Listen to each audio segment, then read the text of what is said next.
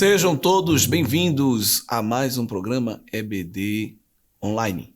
Com a preciosa paz do Senhor Jesus, falamos com vocês com muita alegria, pedindo que curtam, comentem, compartilhem os nossos materiais de Escola Bíblica Dominical. Coloca aí o comentário dizendo de onde você nos ouve, de onde você nos acompanha. Envia esse link de aula aí também para outros professores de EBD, alunos, irmãos que trabalham com o ensino da palavra. Com certeza o alcance da palavra será muito maior e o nome do Senhor será glorificado. Queridos, hoje orientações sobre a lição de número 5, a dessacralização da vida no ventre materno. Essa lição, esse trimestre cheio de termos, né? E dessacralizar significa deixar de ser sacro, sagrado, não é? Tornar profano, tornar comum, sem nenhum valor inerente de sagrado, né? Feito pelo próprio Deus. A verdade prática diz que a concepção divina de Jesus Cristo sacraliza a vida no ventre materno e se opõe à cultura da morte infantil intrauterina do presente século. Nós sabemos que o aborto é a apologia à morte e é uma das características da sociedade pós-moderna. Esta lição traz um arcabouço teológico muito bom para defender o aborto e eu creio que você lendo essa lição, você já tem se familiarizado, principalmente com os textos bíblicos que comprovam que Deus não olha para um feto como apenas um amontoado de células, mas Deus encontra ali um propósito e já naquele ser reside esse propósito de Deus e nós não podemos tratar um ser dentro do ventre, dentro do útero de uma mãe como uma coisa qualquer, mas ali há um projeto de Deus desde a eternidade. O aborto, infelizmente, é uma das características dessa sociedade secular que luta, né? Interessante que é uma sociedade muito contraditória, pois ela luta pela salvação das tartarugas, luta pela salvação da baleia, do mico-leão dourado, de tantas outras espécies. Mas a mesma sociedade luta para matar crianças no ventre. Existem certas praias que, se você capturar um ovo de tartaruga, é um crime federal. Existem certos lugares que, se você cometer um crime contra um animal, você vai responder. E Leonardo da Vinci, ele tinha dito, de maneira profética, que chegaria o tempo na humanidade que um crime contra um animal seria um crime contra o próprio homem. E já acontece. Mas o interessante não é só essa superproteção dos animais, é a cultura da morte humana. Então eu quero proteger o ovo da tartaruga, mas eu quero também matar o feto dentro do ventre humano. Então é uma grande contradição e eu acho que uma das grandes marcas da sociedade pós-moderna é que ela é muito contraditória. Ela defende valores, mas se contradiz por si mesma. Os números acerca de aborto são estarrecedores, são preocupantes. Se você pega os livros aí, né, nessas 2 primeiras décadas do milênio, do século XXI, melhor falando, você vai observar que os números são crescentes. Por exemplo, eu peguei um livro editado em 2016, o livro Contra a Cultura, do David Platt, um livro muito bom também de apologética. Ele já trazia os dados de que naquele ano eram em torno de mais de 42 milhões de abortos realizados no mundo, uma média de 115 mil abortos por dia. É um número altíssimo, 115 mil crianças mortas por dia dentro do ventre materno. Depois peguei um livro de 2019, mais próximo de nós, o livro do John Stott, né? O cristão numa sociedade não cristã. E ali ele já traz outro dado, 55 milhões de abortos por ano. É mais de um aborto por segundo. São dados assustadores. A cada segundo, mais de uma criança é morta através do abortamento, né? O termo correto seria abortamento. O aborto é o feto tirado, né? O ser que morreu, ele é o aborto. E o ato de matar a criança ali no ventre é o abortamento. Mas como ficou mais comum a palavra aborto ser a prática, então a gente usa ela assim de maneira mais frequente, tá certo?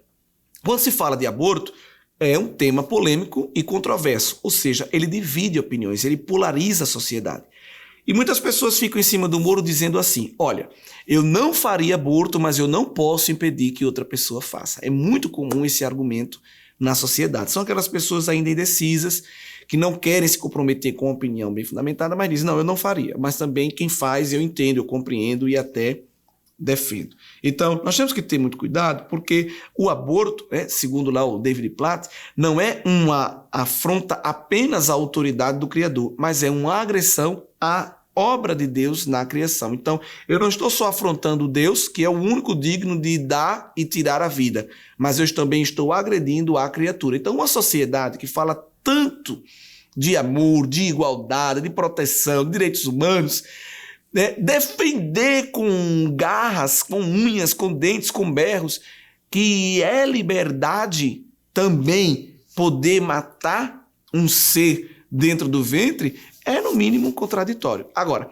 haverá toda uma sorte de acrobacias e de ginásticas hermenêuticas, ideológicas, retóricas para tentar justificar esta ação. Mas são discursos falaciosos, são discursos muitas vezes até macabros, porque são pessoas que estão dispostas a negar tudo, inclusive a sacralidade da vida. Eu queria chamar a atenção que uma das principais defesas da sociedade pró-aborto ou pró-morte, como é conhecido, eles dizem que o aborto é uma questão de escolha e que cada um tem liberdade para escolher. A liberdade é individual e para eles é ilimitada e total. Só que é um discurso falacioso porque não existe liberdade absoluta. Olha, nem Deus tem liberdade absoluta. Que é isso? É verdade. Por exemplo, o apóstolo disse que Deus não pode mentir. É impossível Deus mentir. Deus, ele escolher mentir, ele não consegue, porque isso vai de encontro à sua natureza. Coisa interessante, Deus também não pode irar-se sempre. Deus não pode ficar sempre irado. Embora que o homem esteja sempre irritando Deus, o homem esteja sempre pecando, mas Deus não pode irar-se. Deus não fica irado sempre, porque Deus é longânimo. Ele é tardio em irar-se, Ele é misericordioso, ele é compassivo. Então, nem Deus tem essa liberdade absoluta. Não, eu vou querer ficar irado para sempre. Não tem, porque vai de encontro à sua natureza. Então, a humanidade também não tem liberdade absoluta. A nossa liberdade é limitada. Pense num filho, numa criança, que o pai diz, não, eu quero que você seja feliz. E você é livre para escolher. E aquela criança vai escolhendo só o que ela quer. Eu não quero comer, eu não quero dormir agora, eu não quero tomar esse remédio, eu não quero escovar os dentes. O preço dessas escolhas será altíssimo. Então, todos nós temos um limite para as nossas escolhas que não pode ferir a nossa natureza, não pode ferir os nossos princípios, não pode ferir a própria existência. Porque se eu digo, não, eu quero escolher ficar aqui, botar um dedo na tomada, eu quero escolher ficar sem roupa no frio, eu quero escolher não tomar esse remédio que vai curar a minha doença, eu vou pagar um preço que custa a própria vida. Então, para manter a minha existência, para defender a natureza da minha existência, as minhas escolhas são limitadas. Então, o aborto, ele é fundamentado numa pauta de que o direito de escolha é ilimitado e a pessoa tem liberdade total para escolher. E se eu estou escolhendo algo que tira a vida, evidentemente eu estou indo de encontro à natureza da minha existência, tá certo? Então, é importante também já começar mostrando que essa apologia à morte, usando uma falácia de que cada um tem direito para escolher, ela, na verdade, está fundamentada numa falácia. O aborto também, por sua vez, quando nós, como igreja, estamos defendendo a vida, nós temos o discurso pró-vida contra o aborto, nós sabemos, evidentemente, que é preciso olhar todo um conjunto de fatores, porque essa é uma questão multifacetada, ela tem várias faces e todas elas devem ser observadas, A face ideológica, a face histórica, a face teológica, bíblica, claro, mas a lição ela já traz esse fundamento bíblico muito bem escrito e você, professor, já deve ter lido. Eu estou também trazendo aqui algumas outras faces para que possamos defender a vida e ser contrários ao aborto. Por exemplo, os efeitos do aborto quase nunca são mostrados, Há muitas pessoas que defendem dizendo que se o aborto agora for legalizado e as pessoas puderem fazer, vai diminuir o número de mortes. Nós sabemos que muitas vezes não é assim. Muitos países têm dados aí, você pode procurar isso na internet, países que legalizaram o aborto, dizendo que a qualidade de vida da mulher ia melhorar, e nós vamos ver muitos países que o número de aborto aumentou com a legalização e o número de mortes também. Então, não é porque eu legalizo o aborto que as mulheres que praticam vão viver mais, não necessariamente.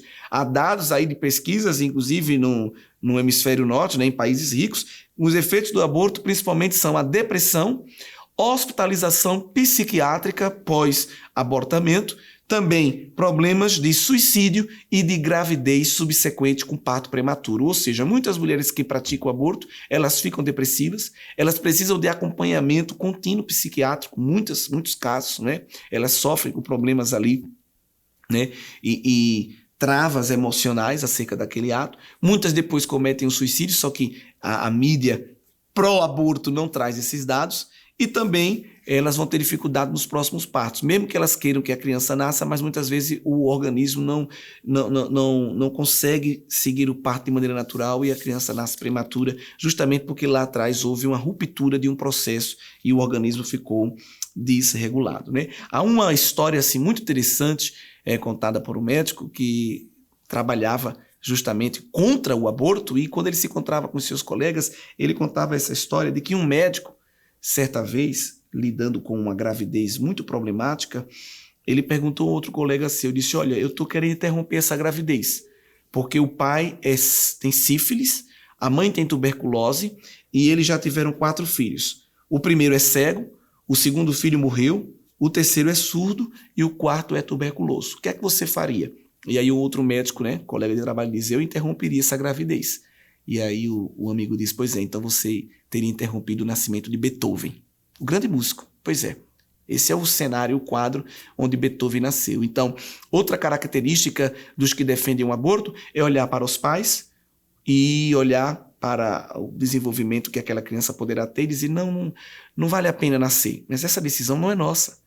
E nós não sabemos o que aquela pessoa virá a se tornar, né? Então, se aquele médico tivesse interrompido a gravidez, nós não teríamos tido um Beethoven que deixou um legado musical aí para o mundo ocidental. Então, nós temos também outra coisa a observar acerca do aborto, é que muitas vezes, infelizmente, se luta pelo nascituro, mas não se luta pelo nascido. Ou seja, há uma promoção de manter o embrião, o feto, o bebê no ventre, mas depois que ele nasce também não há um cuidado. É uma grande falha nossa.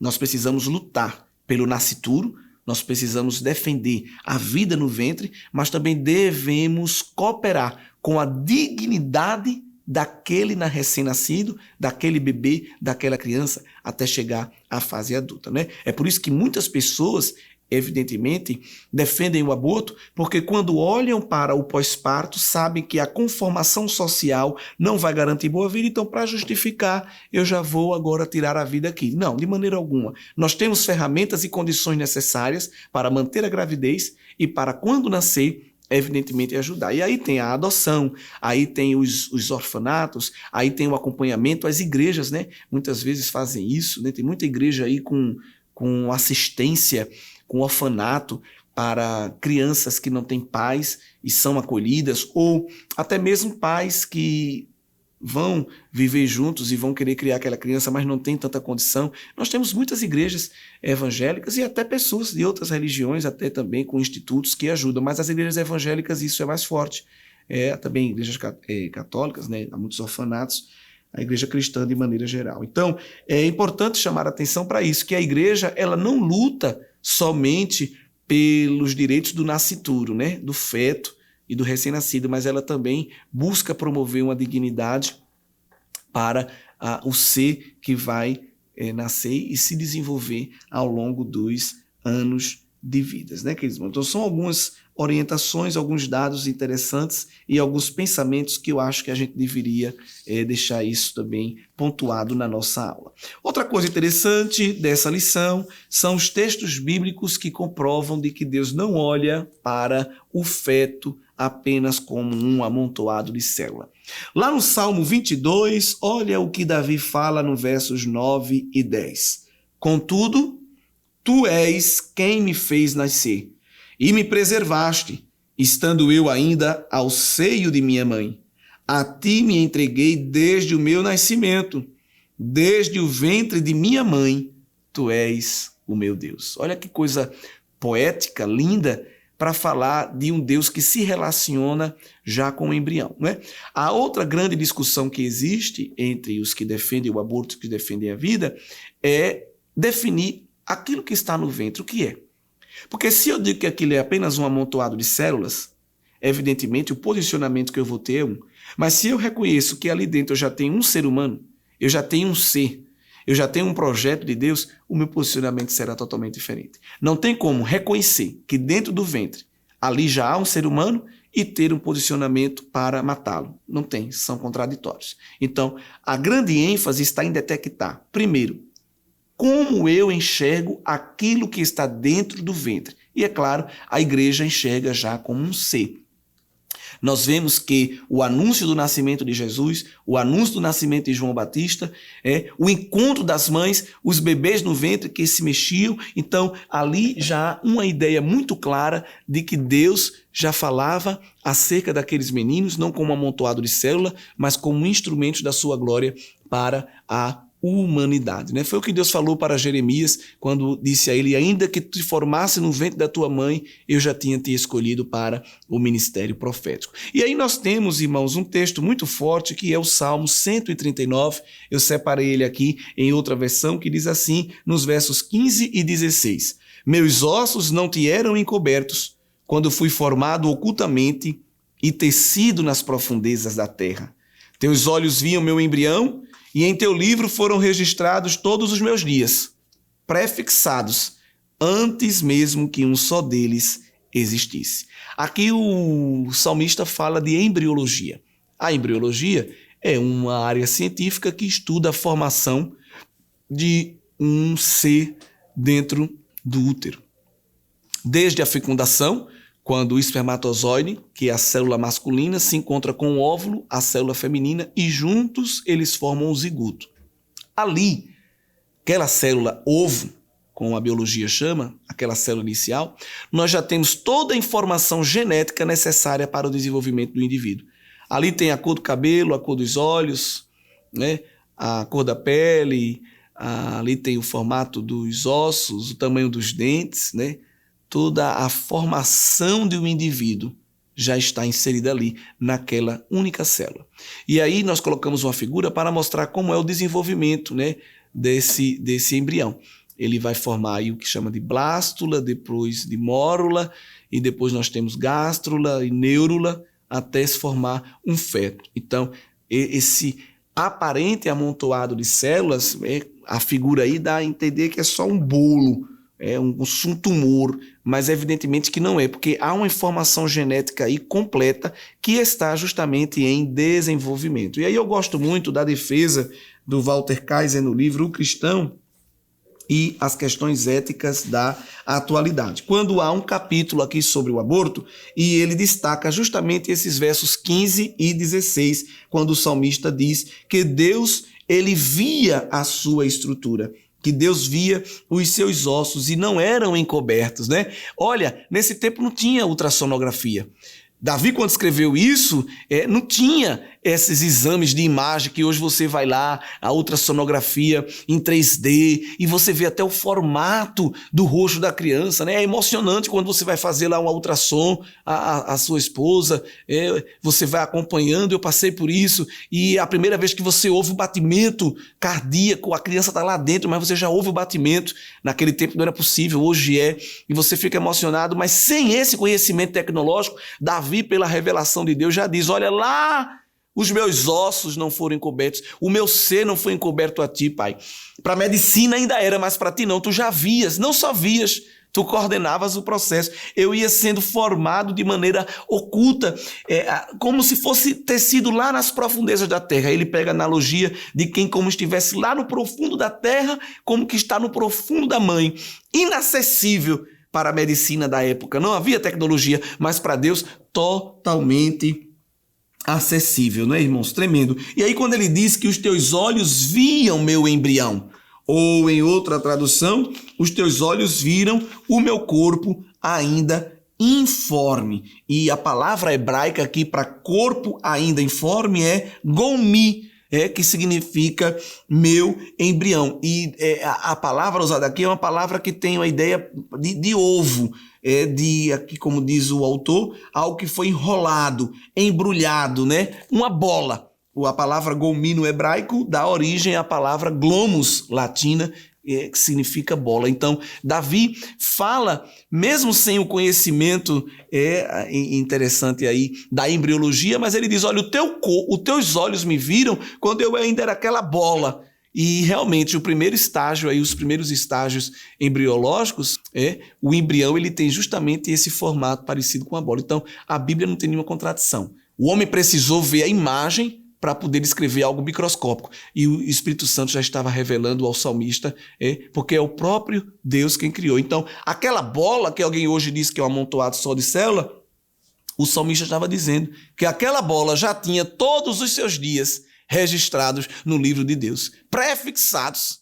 Não só o primeiro, mas até o último dia da sua existência. Então, Deus, quando olha para aquele amontoado de células, como dizem os abortistas, ele já está vendo um ser que tem até os seus dias já determinados. Louvado seja o nome do Senhor. Então, queridos irmãos, eu não posso de maneira alguma descaracterizar um ser no ventre apenas para satisfazer um desejo meu. Então, são informações bíblicas que são muito importantes para serem trazidas nesta aula. Uma outra indicação para um tema que é tão difícil de trabalhar, até porque você tem que juntar as informações, é o livro do George Maza, O que você precisa saber sobre o aborto, da editora Eclesi.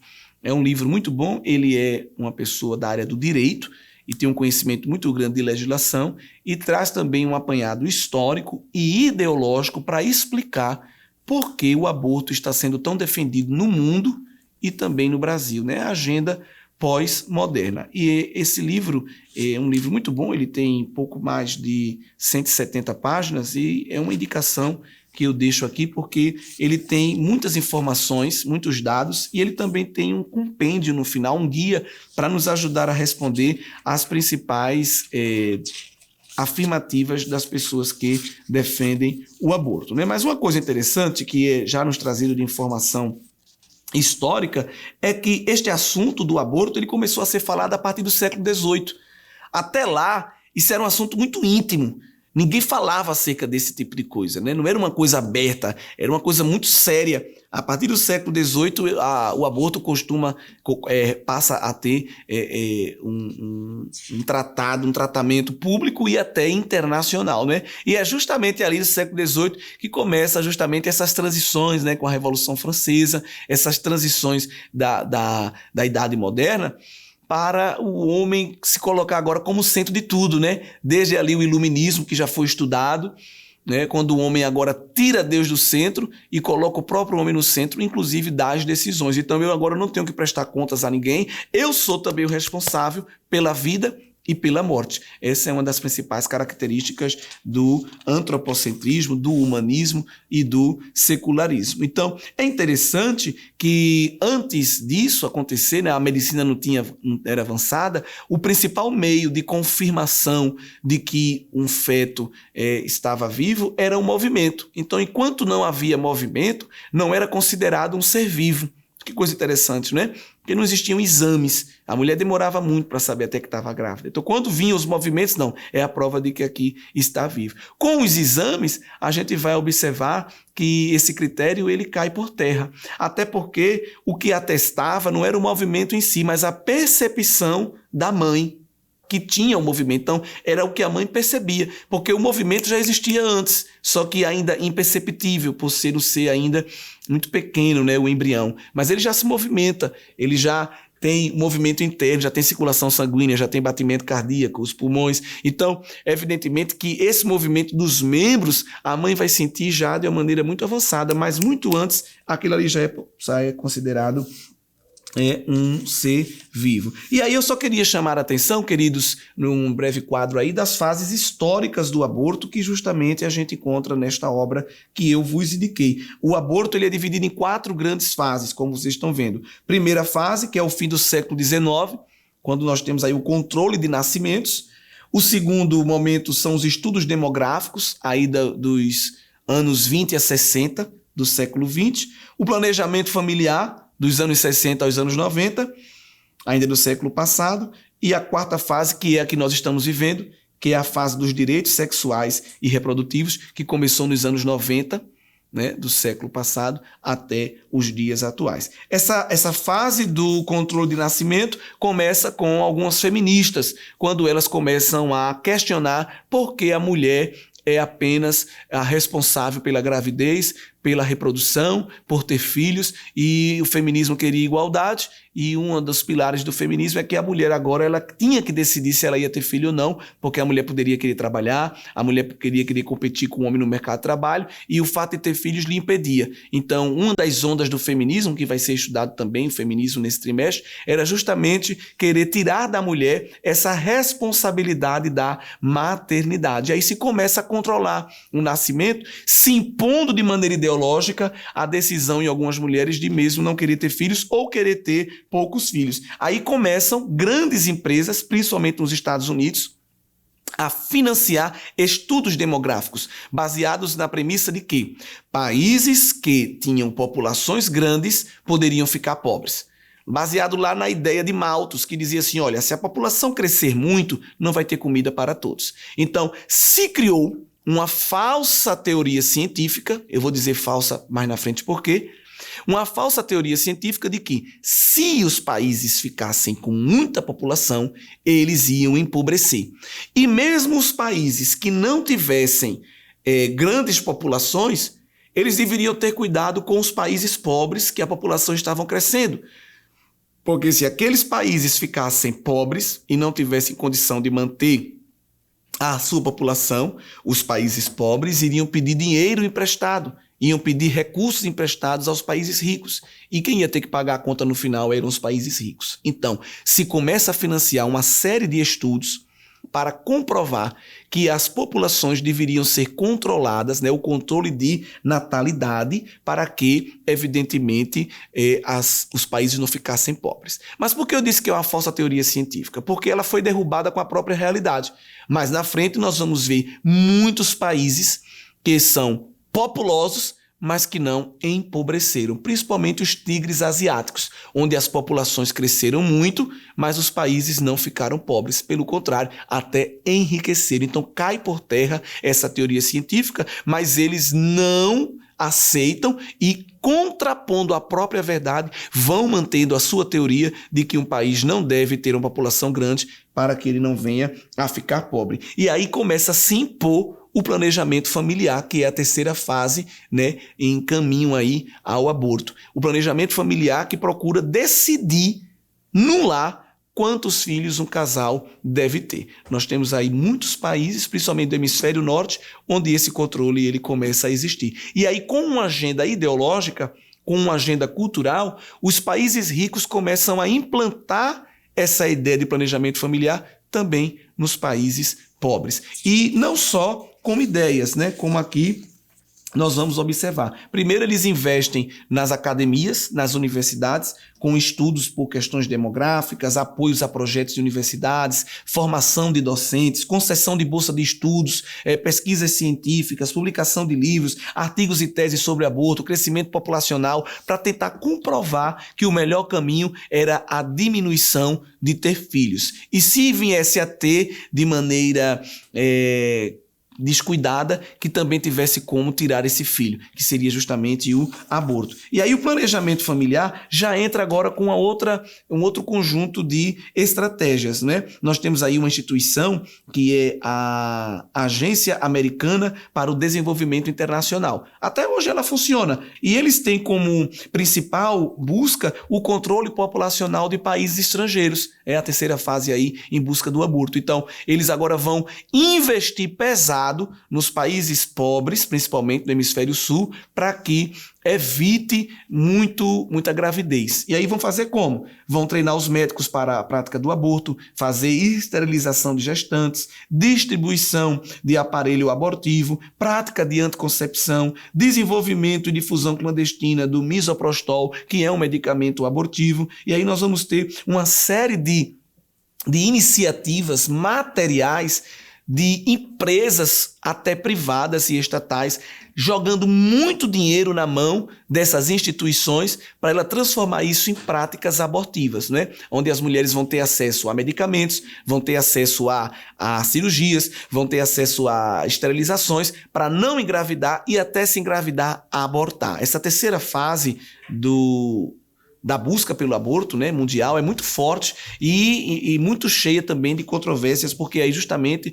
as alas que são contra o aborto vão começar a se levantar contra, né, instituições cristãs, instituições pró-vida, pró-família, e infelizmente esse é um momento cheio de altos e baixos, porque em alguns países vai se conseguir frear, em outros países vai se legalizar e vai se até de maneira mais enfática promover a prática pró-aborto. Só os Estados Unidos mesmo nós vamos ver que são cheios de altos e baixos, porque nós vamos ter alguns presidentes implantando a prática do aborto, né, facilitando com estratégias, e outro presidente vem e revoga, e aí vem outro presidente e implanta, aí vem o outro e revoga, né? É só aí, ó, o Ronald Reagan, o George Bush, o Barack Obama, o Donald Trump, são alguns dos atores que vão ser responsáveis por esses altos e baixos na luta a favor e contra o aborto. Para dar um exemplo dos Estados Unidos, que é um dos países onde esse tema é mais debatido, mas esse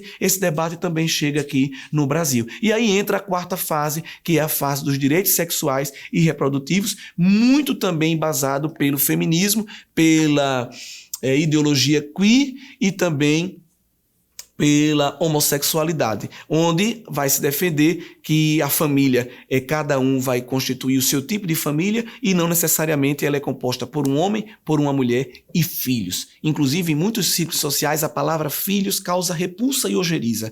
E, felizmente, isso é uma verdade ideológica, mas que tem encontrado espaço prático em muitos círculos sociais. Então, aí nós vamos ter uma defesa pela morte, não no sentido de direitos humanos ou de preocupação com o bem-estar de ninguém, mas é uma agenda ideológica e também uma agenda político-financeira. Por que político-financeira? Porque há muitas empresas que enriqueceram e se tornaram bilionárias com a prática do aborto. Não se tornaram milionárias, se tornaram bilionárias, não é? Primeiro, investindo, mantendo os estudos e as práticas abortivas e depois também enriquecendo, recebendo muitas mulheres e muitos casais, até ou famílias, que queriam praticar o aborto. E aí elas dizem, olha, se você está pensando em fazer um aborto, vem aqui para a nossa clínica, onde você vai ser muito bem cuidada,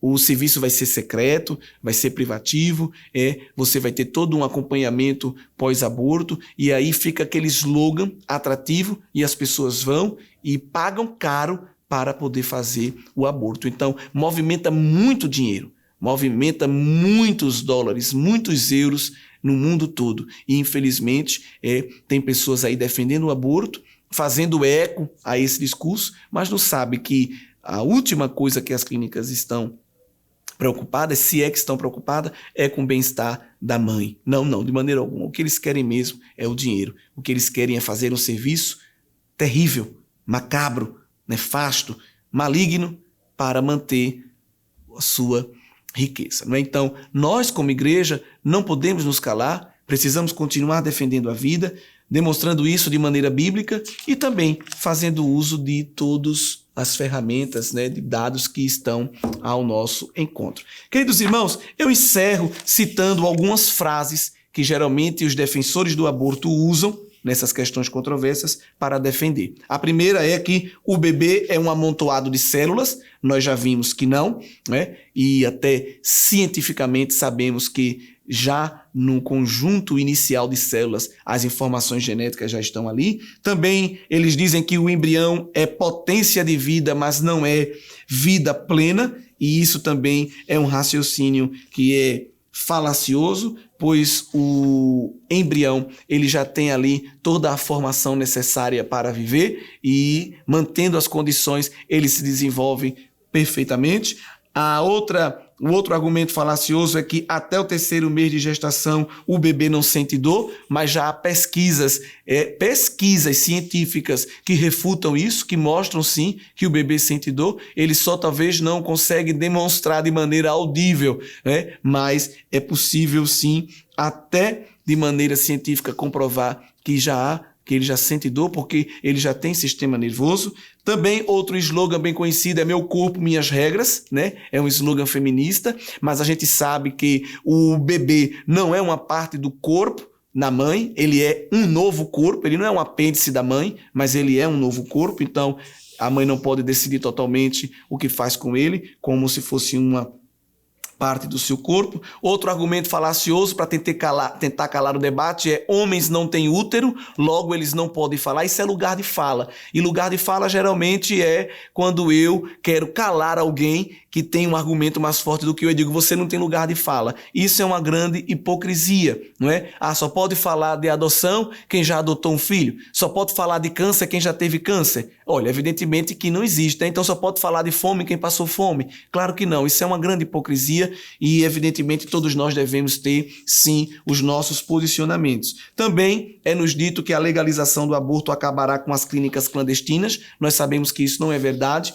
pois mesmo com o aumento de clínicas legalizadas, as clínicas elas clandestinas continuam, porque já é comprovado através de números que quando se legaliza, as clínicas que se abrem, elas cobram caríssimo, porque elas querem lucrar mesmo, e tem gente que paga, então muitas pessoas não têm condição e aí abre o caminho para as clínicas clandestinas. Em países onde foi legalizado, mais clínicas clandestinas foram reportadas pelas autoridades. Também, outro argumento falacioso é que a solução é legalizar o aborto, pois mesmo com a proibição, os abortos continuam a acontecer. Aqueles pensam que se eu legalizo, eu diminuo. É como, por exemplo, a mesma coisa da maconha. Se eu legalizar a maconha, as pessoas vão fumar menos. E aí a gente sabe, ou vai diminuir o crime. A gente sabe que isso é exatamente o contrário, né? Há muitos países onde o aborto foi legalizado e ele aumentou.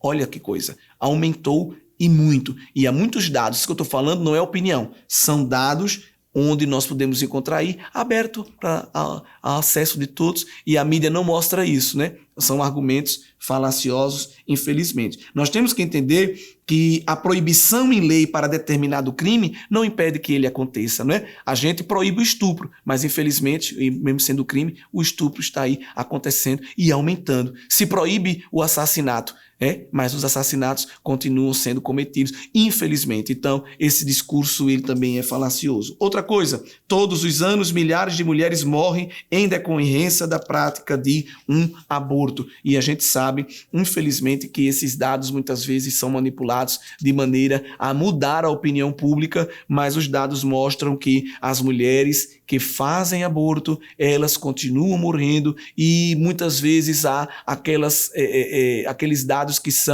não são repassados corretamente, né? São dados que infelizmente não são demonstrados, e isso para criar uma sensibilidade social e mudar a opinião das pessoas sem ser baseado nos fatos, né? E também é nos dito que a legalização do aborto diminui a quantidade de abortos praticados, e isso aqui a gente vê também que não é uma verdade. Também a mulher deve ser livre para decidir sobre o aborto e usufruir de seus direitos sexuais e reprodutivos. Nós vimos que os limites até da sexualidade existem, ninguém é livre para fazer tudo o que quiser, pois não há uma liberdade total e uma liberdade excessiva. Então, queridos amigos, nós temos que ter muito cuidado e temos que estar preparados para responder a todos esses argumentos de maneira longânima, de maneira sensata, de maneira equilibrada e, sobretudo, à luz das Escrituras Sagradas.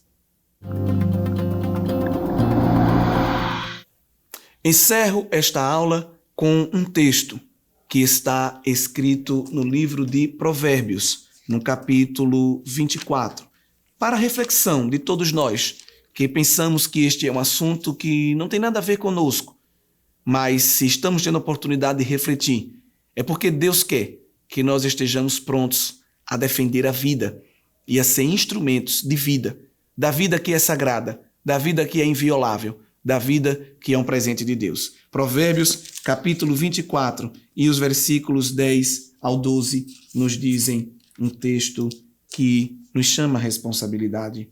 Se te mostras fraco no dia da angústia, a tua força é pequena.